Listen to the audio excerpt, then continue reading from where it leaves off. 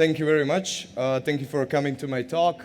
Today I'm going to talk about how you should stop wasting time not writing tests.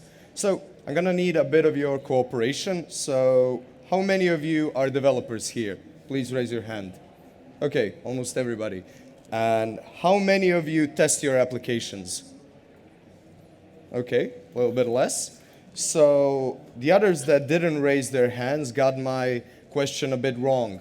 I didn't ask, do you write tests for your applications? I didn't ask, do you do automated tests for your applications? I asked, do you test your applications? And if you think about it, if you develop a feature and go into the browser and check if everything's all right by clicking, that is also a definition of testing. It's just called manual testing. Manual testing is also called F5 testing, click and refresh testing, and I'm not going to go into any derogative terms. So let's talk a bit about manual testing. So there's three characteristics I believe manual tests have. First one, they're repetitive. Think about it. You're developing something, you're clicking to check if everything's all right. A bug comes in, you have to do a bug fix again. To check if everything's okay, you click again. A new feature comes in, so you get it. It's really, really repetitive, and you don't want to waste your time with that. I'm in a room filled with amazing and intelligent people that work at various startups, universities, or software development agencies, or computer science students from great universities, and I believe we shouldn't waste our time doing repetitive, dumb work. Another thing that manual testing is that it's slow. Many people think that it's fast in the beginning and slow later, but if you're developing a bigger feature, you're going to have a whole lot of clicking even in the beginning instead of letting your computer do the work. And yeah, as your app gets larger and larger, it's going to get slower and slower. And the third thing, it's error prone due to human memory capacity. So what does that mean? Imagine you're building up a feature and it has 5 edge cases. 6 months later, some feature request comes in and you have to change it a bit. I'm absolutely sure if you didn't write tests for it that you're gonna at least not remember 2 of those edge cases and you're gonna break your software. So people through whole mankind have tried to automate things so they don't get bored and so they get more efficient. And Bob Lord, the president of AOL, said, whatever can be automated will inevitably be automated. And I completely agree, it should be. Okay, so let's talk a bit about automated testing. Like a textbook definition of it would be automated testing is a process of writing and executing scripts which simulate user interactions with our application before it goes to production. That's pretty straightforward, right? Okay, well, how is it better than manual testing? I said those 3 characteristics about manual testing. Well, automated testing doesn't have them. Computers don't mind repetitive tasks. They're really, really excellent at repetitive tasks, way better than humans are. They're not slow. They're actually way faster than we are. And they're not error prone due to human memory capacity. Well, they're not human, but also if you write something down, you commit it, you push it to your Git repo, it stays there. You don't have to waste your memory on stuff like that. Okay, so if automated tests are so better than manual testing, why do people still don't write tests? So what are some of the excuses? So I curated a list of a bunch of excuses that I've heard over the years for people saying that they don't want to write tests. So the first one, and I'm actually guilty of giving this one, is the application is too small to write tests for it. So short story, a couple of years ago, like 4 years ago or something like that, I was given a small application. It was an backend API. It had 4 API endpoints, and there was an Android app connecting to it. And I did everything, pushed it, deployed it, and like a week after, the mobile developer pings me and says, hey, can you please change something in the API endpoint number 1? And I'm like, okay, no problem. I fixed it up. and push it. And he says, yeah, API endpoint number 1 is working perfectly, but you just broke API endpoint number 2. And I'm like, okay. Then I go through the browser and check it out, or through curl or whatever. And it took me like 15 minutes. I fixed it up, pushed it. Then some refactoring came in, and I broke some more stuff, or it took me a long time to test it manually. And I decided at that point, okay, I'm gonna take a couple of hours, sit down, read something about testing, and in a couple of hours, I wrote 10 tests, like 5 failing ones, or 5 negative ones, and 5 positive ones. And after that, I was sure that I'm not going to break anything. And after that point, I didn't break anything. So it was really cool, and yeah. Another thing that you have to have in mind is that small applications tend to grow. If you build a small application at first, and if you're successful, and I think you want your project to be successful, you're probably gonna grow it, and the code base is gonna be bigger. Yeah, so small applications tend to grow. Another excuse that I've heard, and I hate this one, is writing tests is boring.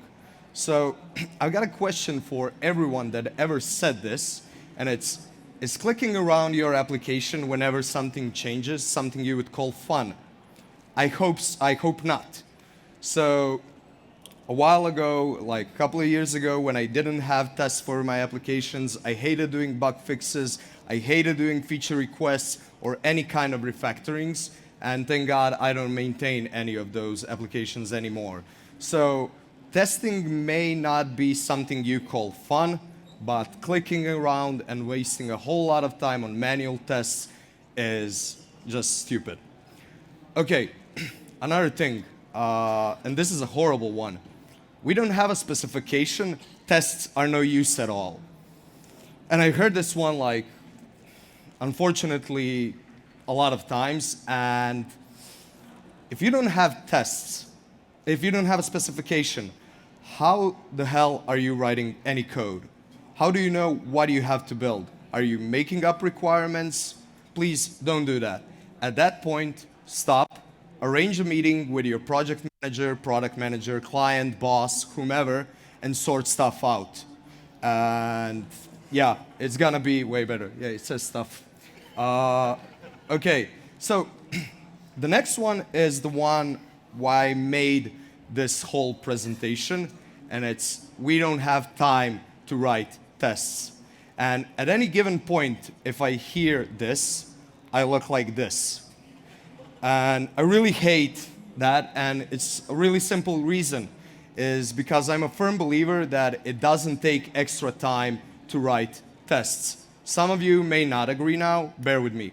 So, what does a development cycle of a developer that just started writing tests look like? Basically the wrong way. So, the young developer starts writing code, then manually tests it. Writes code, manually tests it, and goes into circles. And after that, he thinks, okay, now I should write tests. Well, of course, at that point, writing tests is gonna seem redundant because you just manually tested everything. So don't do that. Never separate the application and your tests. They should live together, and your job is not done until your tests are done. The right way to do would be to kick out manual testing and write code, write tests. Write code, write tests, or even the better way, write tests and write code. I'm gonna talk about that in a couple of minutes. So, what I wanna say is you're not wasting time on automated tests, you're wasting time on initial manual testing. So, let's look at some examples. I work as a backend dev and usually write APIs. So, testing APIs. How many of you have ever written an API? Okay, and how have you tested it? What kind of tools did you use?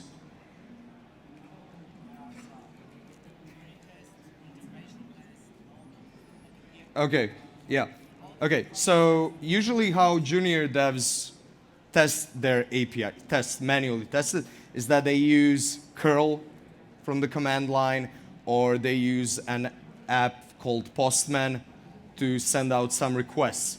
Well, if you do it like that, why are you writing all of those requests, those payloads, those routes in some like file or in some app when it can live inside of your app? And if you do it inside of your app, you can do continuous integration, continuous deployment. You can be sure that nobody else is gonna deploy a broken build. Okay, so what I want to say is don't check your implementation through the browser. From the beginning, do it through tests. Another thing that I really hate doing is testing large forms. So I did this form like a couple of years ago, and it's horrible. It's got 20 fields, it's got conditional validations. If you press that blue button, you get more fields. And it took me, any time I made a change, it took me like, I don't know, 45 minutes to test if everything's all right. It's better to write a test once, modify it a bit, than repeat the manual testing phase all over again. Okay, so some of you might have a question such as, shouldn't quality assurance engineers handle the testing phase? And my answer is yes and no. Well, my opinion is, if you give them an app that has a really simple bug, such as, like, I don't know, the login screen doesn't work in the beginning for some clumsy reason, they're not going to be able to test the more advanced bugs, and you're just gonna lose time. And the reason is that simple bugs hide the more advanced bugs. And another thing that I believe is that you should let your quality assurance engineers focus on improving user experience, security, weird edge cases that you're probably not gonna think of, or as usually programmers do, they don't wanna think about weird edge cases. So yeah, let quality assurance engineers focus on that. And it's really simple. If you give your QA team a bad application, the best they can do is drive it to good. If you give them a good application, they're gonna improve it and it's gonna become excellent, hopefully. But it never goes from bad to excellent. And it's really simple. Nobody has time, you have deadlines, and your company probably doesn't have any resources to allocate to drive it from bad to excellent. Okay, so let's talk a bit about test-driven development. How many of you practice test-driven development? Okay. Is anybody here that hates TDD? Okay. Okay, so basically it's a philosophy where you should test first and drive your specification first and then write your app code later. So I was building a shipment tracking application a couple of years ago, and it basically, you could create an order that had an order number, an order date, some details. It had multiple products tied to it. Those orders would be put inside of a container, and multiple containers would be shipped on a ship. So basically what the use case looks like is, I have an order named XYZ, shipped on December 21st, containing 3 cases of beer, traveling with a ship named Marshall inside a container with an identifier 161. And my client came in like 6 months after and had a fairly reasonable feature request, and he said, I want to have a search functionality. So I was like, okay, that's totally reasonable, we can do that. He said, if I enter XYZ, or December 21st, or beer, or Marshall, or 161, I should find my order. And that's a perfect case for doing test first or test-driven development, because you know the outputs for the given inputs. And you can write your whole scenario there. You don't have to manually click it. You don't have to, it's really, really simple.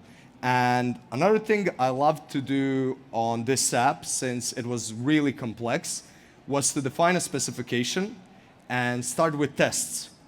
And basically, I would write tests, test scenarios, and I would find out that I don't know how to handle some cases. Then I would ask my client again. He would say to me, okay, you have to handle it like this. I would write it down in the specification, write the test, and then start writing the application code. I basically improved my specification through tests and made the application way better than if I started writing app code. And it's also simple because like if you got edge cases, they usually tend to like coordinate how the app structure looks like or how your architecture looks like, and it can be bad. Please try to think of them like as soon as possible. Okay, now some of you might have a question like how to start writing tests, and usually people when they ask that question they say writing tests is hard. I agree to some point, but is programming hard? Like, all of us know how to program, and it's not hard for us. But when we started, it was probably hard. So writing tests is a discipline of its own, but it's just as hard as learning a set of design patterns. If you learn a set of design patterns, it's gonna make you a better developer. And if you learn how to write tests, it's also going to make you a better developer. You're gonna ship better software. Another mistake I commonly see at companies is a developer says, I want to start writing tests to their product manager or their client, and the response is always, we don't have time for that, we should work on our new features. And if you did that, and I think I did that a couple of times also, you're basically starting with a wrong approach. Try a different approach. Don't ask them to write tests. Just make tests part of your development cycle. Make tests something that makes you a better developer. Don't say, I'm finished, but I just have to make tests. No, you're not finished until you made all the tests. So, would you ask your project manager, can I write quality code? I hope not. So, don't ask them to write tests. In conclusion, what I want you to take from this presentation, kick out manual testing. It's the overhead. The overhead is not automated tests. And don't ask for time to do tests, just do them. Make them part of your development cycle. Make them part of what makes you a great developer. My name is Damir Svrtan. I work as a Rails team lead at Infinum. Infinum is a software development and design agency based in Croatia, Slovenia, and California. I'm also an organizer of Ruby Zagreb meetups. If you ever want to talk about software architecture or Ruby or tests, hit me up on Twitter. Thank you very much. Excellent. It's really good. Thank you. It's really good. Thanks for your patience here. We have a couple questions for Damir, actually. You've had a lot of questions. Okay. From Klaus, if your code base changes very fast, you have to rewrite tests very often. Yes. It's not very efficient. Any thoughts about this? Yeah, well, I would maybe at that point do some integration tests that are just like high level and try to test it that way. I've heard of that case a couple of times, and yeah, I know it's hard, but it's something you have to make a judgment at that point to know what's probably gonna stick, what not. If it's changing like if you're iterating, doing some A/B testing and it's changing like every 2 days completely, yeah, then automated tests probably don't make a lot of sense at that point. Which brings to another question from Petri Kökonen from Finland, I assume. Is there a best practice you use for test data management, especially in regard to the often changing domain model? Test data management. Okay, so we basically have isolated tests, mostly unit tests, and we use factories just to pre-populate. So I'm a Ruby on Rails developer. We have a gem called Factory Girl. If for whatever language you're using, there's probably something that can create mock data or just save it in a test database, and you're good with that. And I've never been a fan of having like a file that has all of that data. Whenever re-roll tests, the database is completely clean, and then we populate the information we need case by case. Thank you. A question from Andre is, would you write tests for prototypes if you know that you will throw them away? Well, if you know that you're gonna throw them away, like, are Yeah. for sure, and probably not. I mean, it's based like what is a prototype in that case. If it's something that you're developing like for 2 months or something like that, probably some. If it's business centric or something, I would maybe test those parts. But if it's some short iteration, who cares? Yeah. Which goes to another question from Patrick. Would you recommend some books on TDD? On TDD, I actually read mostly Ruby on Rails books and Ruby on Rails promotes, okay, not anymore, but promoted some kind of test-driven development. Uh, I think Martin Fowler has a book on it, and it's supposed to be excellent, but I've never read it. Martin Fowler, Yeah. the book. Okay. Then there was a question from Dimitri. It says, TDD requires you to switch between test and code every 3 minutes. I know a lot of developers who can code in such a way. Then what can you suggest? I don't. It doesn't. It's. I can't code that way. I try to write as much as I can of the test cases, and then start to write the application. And at some point during the process of writing the app code, I think of some cases, then I write them down again. But I try to start and think of most of them in the beginning. But yes, some people can work that way. I can't. Okay. Last question. Actually, this is a good question from Rene. What is a good start for UI testing? Any best practices, frameworks, tools? Yeah, UI. To be honest, I hate doing UI testing, and I'm a back-end engineer, so I don't do much front-end testing, but I used to use Selenium, and yeah, there's multiple testing frameworks in JavaScript like Jasmine, but yeah, I think that field has a lot to grow to get better. But yeah, I would use just Selenium for browser testing, and try to not get pissed off when it breaks every time a new Firefox release gets out or whatever. Yeah, it's not as nice as testing APIs. Damir from Infinum, thank you very much. Thank it was you. an excellent talk. Good hands. Thank you. Wonderful.